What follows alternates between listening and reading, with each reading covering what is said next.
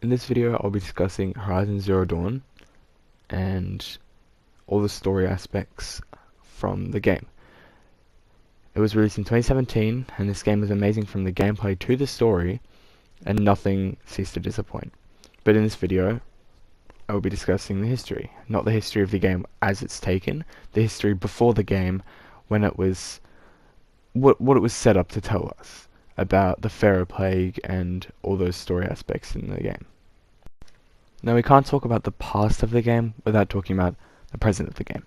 The game follows a girl named Aloy, and if you haven't played the game, I'll explain it, but she is basically adopted and raised by Rost. Rost is an outcast of one of the several tribes in this world, and it's called Donora. But this world is taken over by machines, as you can see, and there's no real ecosystem left. They've gotten more and more aggressive over time, and to the point where they will kill humans. So, due to this, humans have gone to living in these tribes, back from past in time when they were living like we are now. And Aloy is trained to hunt by Rost so she can win the proving and find her mother. Finding her mother, who she doesn't actually know if she has a mother, ends up leading her on a wild goose chase around the world and finding secrets and stuff she couldn't find before without doing this. But she figures out at one point that she has 99, well not 99, but like somewhere around 99% of the same DNA as a lady named Elizabeth Sobek, which leads her to going to places like Gravehorde, Maker's End, and etc. So those are the areas that I'll be covering. Like Gravehorde, Maker's End, the Zero Dawn facility, all the places that she finds these secrets.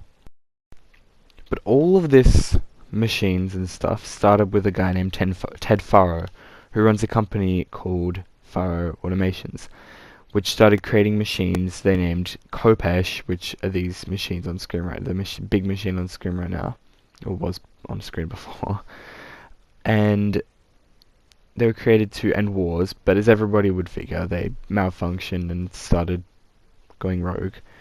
And when it gets really bad and becomes life-threatening, there is an operation called Operation Enduring Victory. This is an operation to stop everything, but it's going to set everything up, and then ends up being a lie and just a distraction. The actual plan was to create Project Zero Dawn, which is a heap of this AI called Gaia with a heap of subsections, which the subsections each hold up a part of this ecosystem. I'll put a clip on soon about it, but this is the whole point of this. And the one that really messed up was Hades. Hades was going to purge all of it if something went wrong. If this new Earth was to fail, Hades would destroy it all. And something accidentally sets off Hades, and he ends up going after everyone in the present. But Gaia is supposed to rebuild a new Earth after this 0 day. 0 day is the day that everything on life ceases to exist. Nothing. There's just no life, no nothing. Now I'll play a clip of Elizabeth Sobek talking about Gaia and all the subsections, and that'll be all explained, and I'll come back afterwards. Sobek. You've heard the bad news, and it's all true. The Pharaoh Plague is devouring the biosphere. Life itself will cease to exist. But does that have to be the end? What if we could give life a future? What if we could build a kind of seed from which, on a dead planet, life could blossom anew? This is the aim, the hope, of Project Zero Dawn. To create a super-intelligent, fully automated terraforming system and bring life back from lifelessness. What would such a system require? At its core, It would need a true AI, fully capable of making the trillions of decisions necessary to reconstitute the biosphere. An immortal guardian, devoted to the reflourishing of life. We call it Gaia. Mother Nature as an AI. But that's just the core of the system. She will need to be surrounded and empowered by a comprehensive suite of subordinate functions. Think of them as extensions of Gaia's mind, each dedicated to a specific purpose. Now, these aren't AIs, but make no mistake, each presents an engineering challenge more profound than anything the human species has ever before attempted. Hardware that preserves and then gestates the billions of seeds and embryos from which life will be reborn. The construction of underground facilities to hold it all. And that's just the start. We don't have to build the entire system. The beauty of a fully automated terraforming system is that it can build itself. Now, over the days to come, you'll learn how all these functions, all these pieces that you'll be working on, fit together.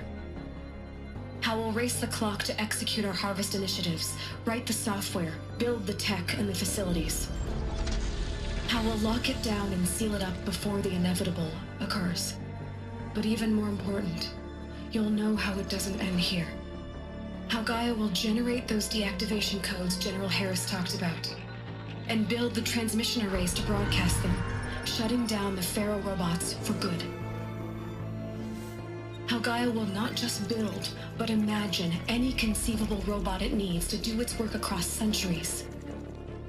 From detoxifying the Earth's ravaged atmosphere and poisoned seas, to the regreening of the Earth from cryopreserved seed stalks, to rewilding the Earth with animal life.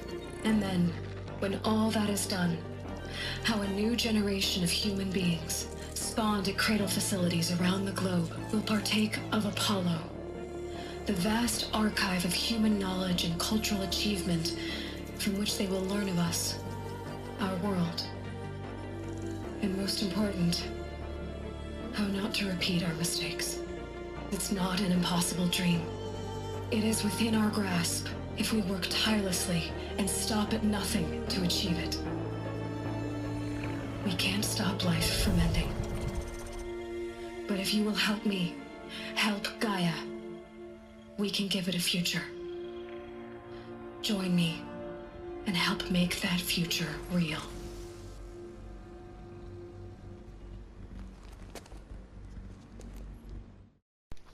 That was everything you needed to know about Gaia and the Pharaoh Plague. But the thing is, what happens in the future is, and spoiling the end of the game, so if you haven't or you want to play the game, it's what, like, it's lots of years old. So don't keep going if you don't want spoilers. I'm about to spoil a whole bit for you. But basically, at the end of the game, obviously Aloy purges Hades and everything, and that's finished everything, but Hades is still there. Don't know why, just happens. But yeah, so quick recap. Pharaoh created the robots, the Pharaoh Plague infected the robots. Elizabeth Sobeck got taken into all this, and then she ends up creating Project Zero Dawn. But one thing I did miss is that Ted Pharaoh also purged the Apollo program, which, if you listened, was about human history. Everything in history that the humans knew were in there. That was purged by Ted Pharaoh. And that was basically it. So, yeah.